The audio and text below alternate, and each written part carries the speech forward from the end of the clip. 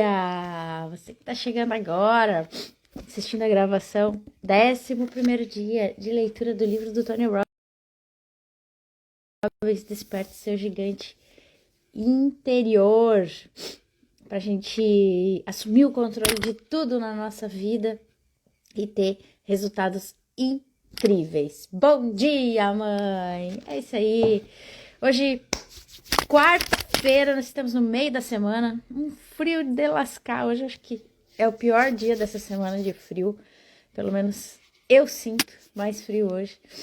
E a gente continua aqui na leitura do livro do Tony Robbins, Desperte Seu Gigante Interior, como assumir o controle de nossas vidas. Então vamos mandar aviãozinho aí para o pessoal, para eles entrarem e participarem com a gente dessa leitura do livro, porque a gente espera estar ajudando aí, né?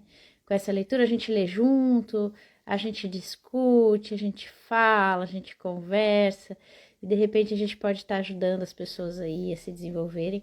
Pelo menos eu tô gostando da leitura. Diz aí, o que você tá achando da leitura do livro? Tá gostando? Tá fazendo diferença para você? No teu dia a dia? Bom dia, Dinda. Tá fazendo diferença para você no teu dia a dia? Você tá colocando em prática tudo que você tá lendo junto com a gente aqui? Espero que sim, né? Porque de nada adianta ler e não praticar. Show! Que legal! Bom saber, bom saber. Isso aí, então vamos lá? Vamos continuar? Vamos iniciar a nossa leitura. Vou botar o timer aqui pra gente ler os 20 minutinhos. Opa! Aqui. Aqui, show. Bora lá. Então, paramos aqui.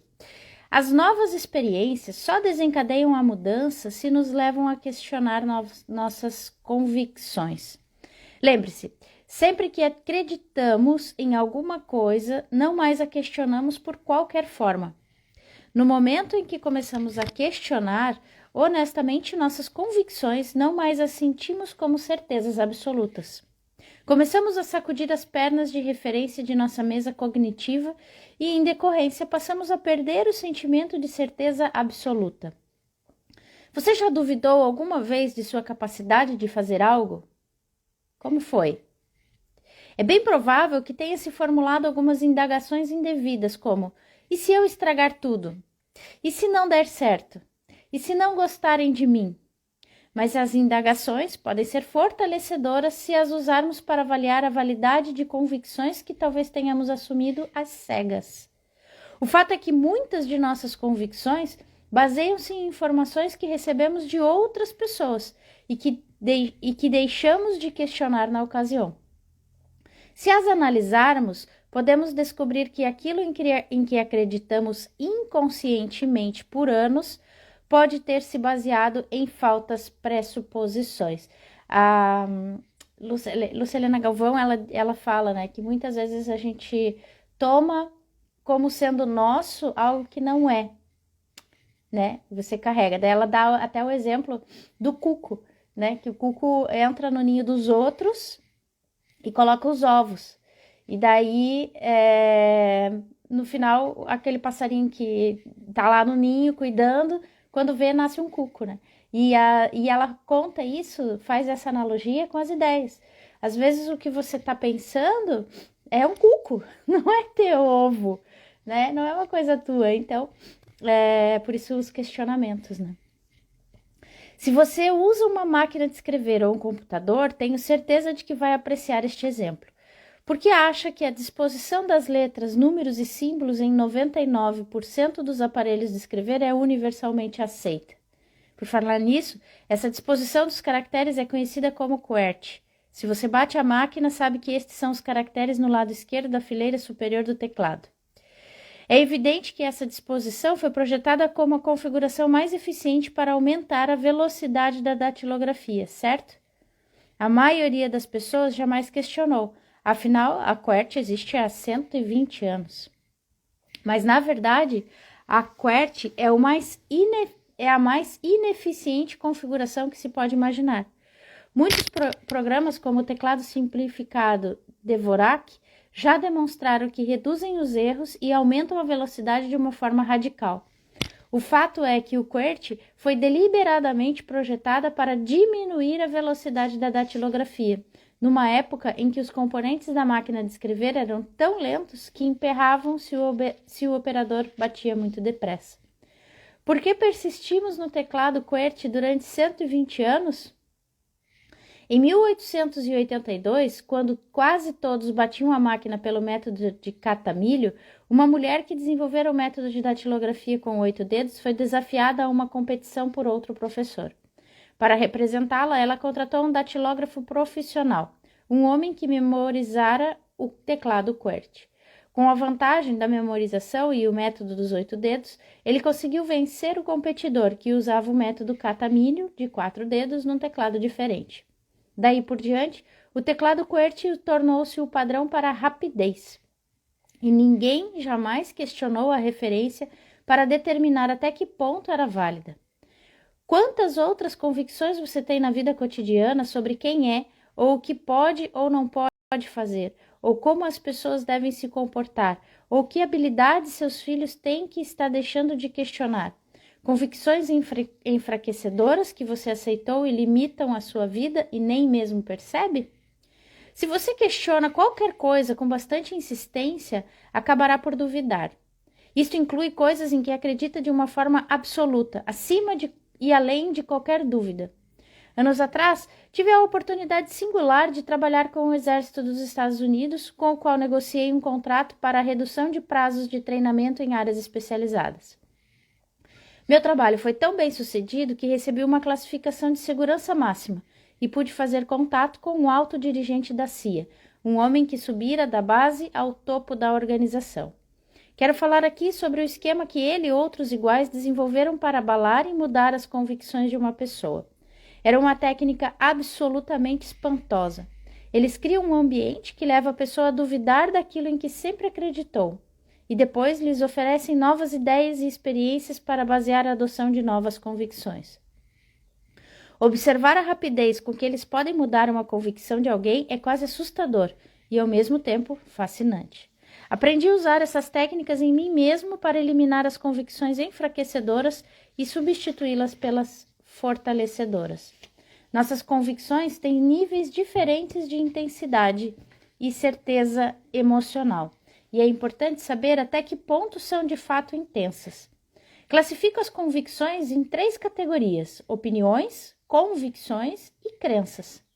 Uma opinião é algo sobre o qual sentimos uma certeza relativa, mas a certeza é apenas temporária, porque pode ser mudada com facilidade.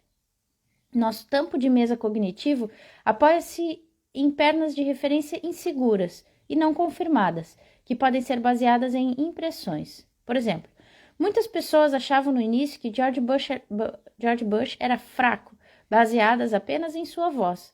Mas quando viram como ele foi capaz de obter o apoio de líderes do mundo inteiro e lidar de uma maneira eficaz com a invasão do Kuwait por Saddam Hussein, houve uma inversão clara nas pesquisas de opinião pública. Bush alcançou os mais altos índices de popularidade de qualquer presidente americano na história moderna. Mas quando você estiver lendo esse parágrafo, é possível que essa opinião cultural já tenha mudado. E assim, a natureza das opiniões oscilam com a maior facilidade e, em geral, baseiam-se apenas em umas poucas referências que uma pessoa focalizou no momento. Uma convicção, por outro lado, forma-se quando começamos a desenvolver uma base mais ampla de pernas de referência, em particular, pernas de referência sobre as quais temos fortes emoções. Essas referências nos proporcionam um senso de certeza absoluta sobre alguma coisa. E, de novo, como eu disse antes, essas referências podem vir por diversas formas, qualquer coisa, de experiências pessoais a informações que recebemos de outras fontes ou até coisas que imaginamos de um modo vívido. As pessoas com convicções possuem um nível de certeza tão forte que muitas vezes se fecham a novas informações. Mas se você consegue se comunicar com elas, é possível romper esse padrão de fechamento e levá-las a questionar suas referências, a fim de que comecem a permitir novas informações. Isso cria dúvida suficiente para desestabilizar nossas antigas referências e abrir espaço para uma nova convicção. Uma crença, no entanto, ofusca uma convicção. Basicamente, por causa da intensidade emocional que uma pessoa vincula a uma ideia, uma pessoa que tem uma crença não apenas sente certeza, mas também fica furiosa se sua crença é sequer questionada. Uma pessoa com uma crença reluta em questionar suas referências, mesmo que por um momento. São totalmente resistentes a novas informações, muitas vezes ao ponto de obsessão.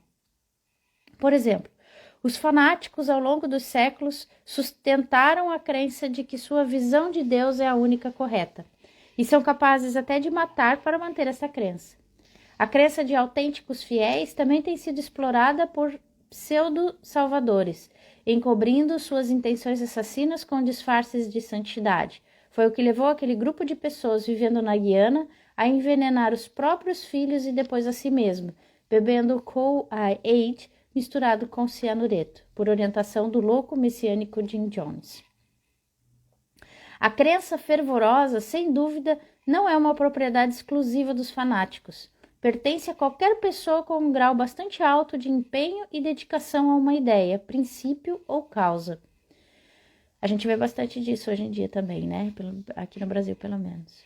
Por exemplo, alguém que discorde com veemência da prática de testes nucleares subterrâneos tem uma convicção, mas alguém que toma uma ação, mesmo uma ação que outros não aceitem nem aprovem como uma manifestação de protesto no local, tem uma crença. Alguém que lamenta o estado da educação pública tem uma convicção, mas aquele que se oferece como voluntário num programa de alfabetização para tentar fazer uma diferença tem uma crença.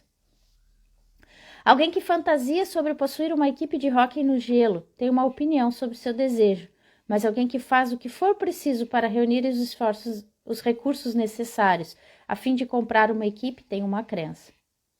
Qual é a diferença? Obviamente, está nas ações que a pessoa se mostra disposta a tomar. Alguém com uma crença é tão exaltado em sua convicção que até se torna disposto a correr o risco de rejeição ou bancar o tolo em prol de sua crença. Provavelmente, o principal fator que separa a convicção da crença é que uma crença, em geral, é desencadeada por eventos emocionais significativos, durante os quais o cérebro faz a seguinte associação: a menos que eu acredite nisso, sofrerei uma tremenda dor. Se eu mudasse essa convicção, então estaria renunciando a toda a minha identidade, tudo o que minha vida representou por anos.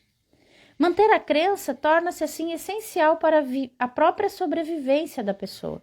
Pode ser perigoso, pois sempre que não admitimos sequer considerar a possibilidade de que nossas convicções sejam imprecisas, estamos nos aprisionando na rigidez, que pode, em última análise, nos condenar ao fracasso a longo prazo. Às vezes, pode ser mais apropriado ter uma convicção sobre alguma coisa em vez de uma crença. No lado positivo, as crenças, pela paixão que nos inspiram, podem ser fortalecedoras, porque nos obrigam a agir. Segundo o Dr. Robert P. Abelson, professor de Psicologia e Ciência Política da Universidade de Yale, as convicções são como posses, e as crenças são apenas posses mais estimadas, que permitem a um indivíduo trabalhar com fervor para a realização de objetivos, projetos e desejos coletivos ou individuais. Com frequência, a melhor coisa que se pode fazer para alcançar o domínio em qualquer área de sua vida é elevar uma convicção ao nível de crença. Lembre-se de que a crença tem o poder de impeli-lo à ação, de empurrá-lo por meio de todos os obstáculos. As convicções também podem fazer isso, mas algumas áreas de sua vida podem exigir a intensidade emocional adicional da crença. Por exemplo, a crença de nunca permitir que adquira peso em excesso vai compeli-lo a fazer saudáveis opções de estilo de vida de uma forma sistemática, permitindo-lhe desfrutar mais a vida e talvez até poupando-o de um ataque cardíaco. A crença de que é uma pessoa inteligente, capaz de sempre encontrar um meio de inverter as situações, pode ajudá-lo a superar alguns dos momentos mais difíceis em sua vida. Mas como podemos criar uma crença? Primeiro, comece pela convicção básica. Segundo, reforce a convicção pelo acréscimo de novas e mais poderosas referências. Por exemplo, digamos que você decidiu nunca mais comer carne. Para fortalecer sua determinação, converse com pessoas que optaram por um estilo de vida vegetariano. Que motivos a impeliram a mudar sua dieta? E quais foram as consequências na saúde e em outras áreas de suas vidas? Além disso, comece a estudar o impacto fisiológico da proteína animal. Quanto mais referências desenvolver e mais emocionais forem as referências, mais forte se tornará a sua crença. Terceiro, encontre um evento que funcione como um gatilho, ou então trate de criá-lo. Forme uma associação plena indagando: e quanto vai me custar se eu não fizer isso? Faça perguntas que criam uma intensidade emocional. Por exemplo, se quer desenvolver uma crença contra o consumo de drogas, faça com que as consequências dolorosas das drogas se tornem reais para você, assistindo a filmes ou melhor ainda, visitando as clínicas para viciados.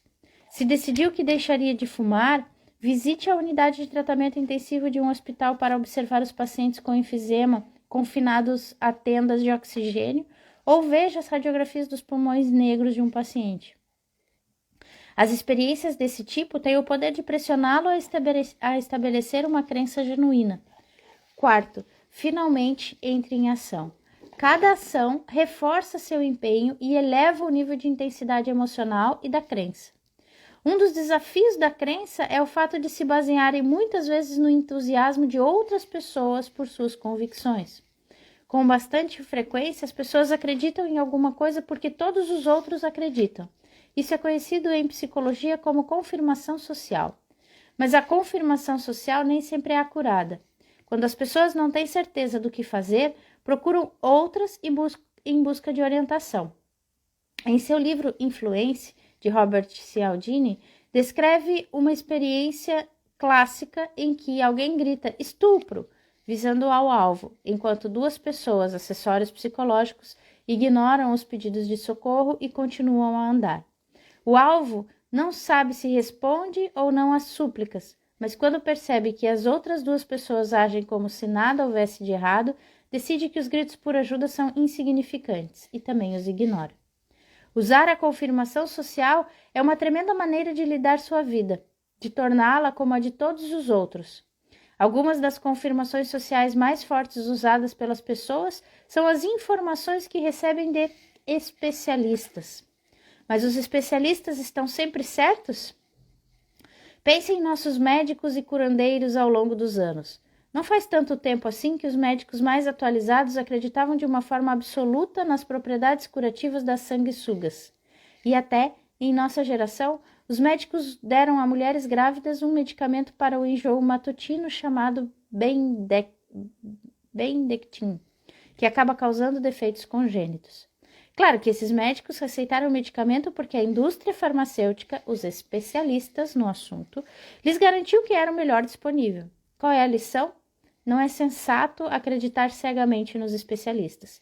E também não aceite cegamente tudo o que eu digo. Analise as coisas no contexto de sua própria vida. Faz sentido para você?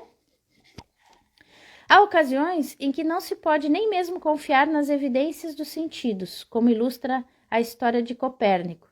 Nos tempos deste astrônomo polonês, todos sabiam que o Sol girava em torno da Terra. Por quê? Porque qualquer um podia sair de casa, apontar para o céu e dizer: está vendo? O Sol se deslocou pelo céu. É evidente que a Terra é o centro do universo. Mas, em 1543, Copérnico desenvolveu o primeiro modelo acurado de nosso sistema solar baseado no Sol. Como outros gigantes ao longo dos tempos, ele teve a coragem de contestar a sabedoria dos especialistas. E a verdade de suas teorias acabou adquirindo uma aceitação geral, embora não em seu tempo. A dor é o supremo instrumento para alterar uma convicção. Novamente, a dor ainda é a maneira mais poderosa de mudar uma convicção. Um exemplo recente do poder de convicções mudadas ocorreu no programa de Sally Jessy Raphael, quando uma brava mulher se apresentou a uma audiência nacional para renunciar à sua aliança com a Ku Klux Klan. A ironia é que ela estivera no mesmo programa apenas um mês antes, participando de um comitê de mulheres da KKK, Ku Klux Klan, condenando a todos os que não partilhavam de suas crenças sobre a raça, clamando iradas que a mistura racial, em termos educacionais, econômicos ou sociais, acarretaria o desastre para o país e seu povo. O que fez com que suas convicções mudassem de forma tão drástica? 3 coisas. Primeiro, uma jovem na plateia, durante o primeiro programa, levantara-se chorando e suplicara por compreensão. O marido e o filho eram hispânicos, e ela não acreditava que algumas pessoas pudessem ser tão odiosas. Segundo, ao voar de volta para casa, ela brigou com o filho, que também aparecera no programa, mas não partilhava de suas posições, por envergonhá-la em rede nacional. As outras mulheres também o censuraram por ser desrespeitoso e citaram a Bíblia: honrarás pai e mãe.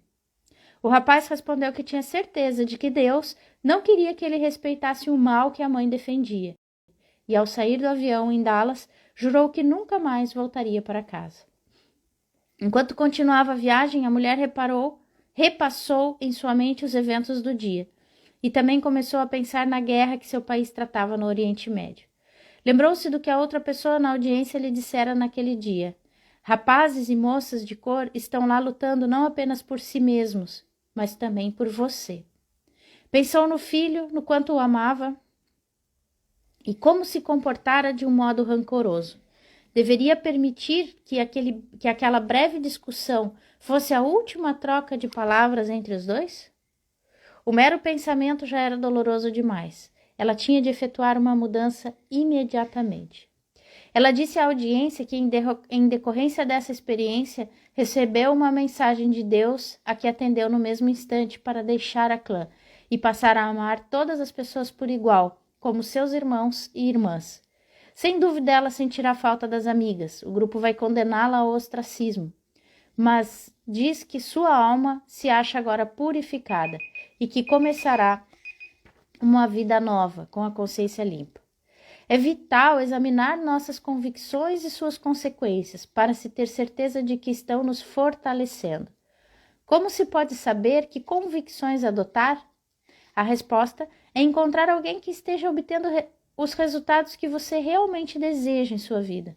Essas pessoas são os exemplos que podem lhe proporcionar algumas das respostas que você procura.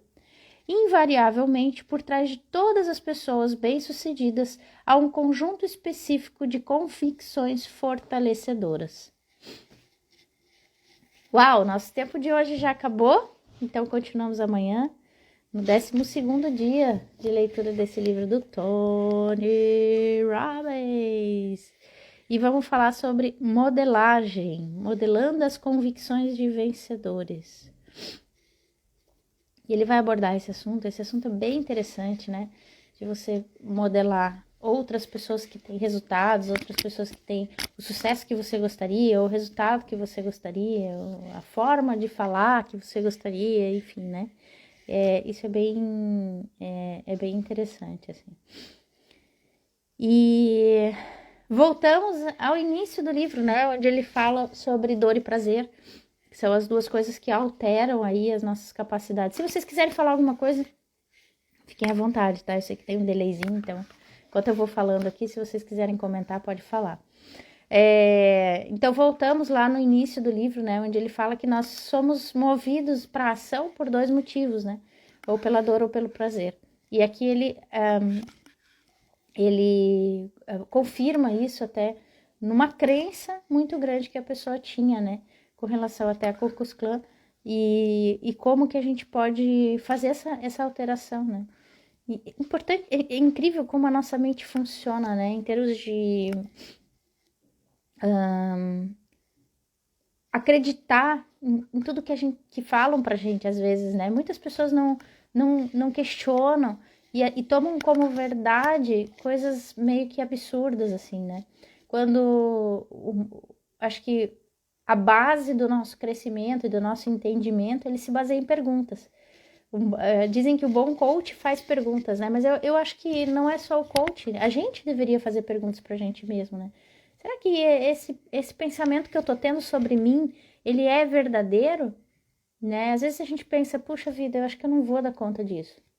E daí vem o teu chefe, tua mãe, teu tio, teu primo e fala, poxa, por que você não faz isso? Porque você vai dar conta disso. né? E você fica se questionando, falando, não, mas será que eu... E são convicções, são crenças que você assumiu como sendo suas, e de repente, por um motivo tão fraco, né? E que você não questionou a respeito disso, e tomou como uma grande verdade. Então a mente da gente às vezes engana a gente, né? A gente acredita em coisas, por exemplo, esse negócio do teclado também eu não sabia, foi uma novidade para mim, né? Eu nem sabia que era por conta da velocidade, né? Eu nunca entendia por que o teclado era daquele jeito.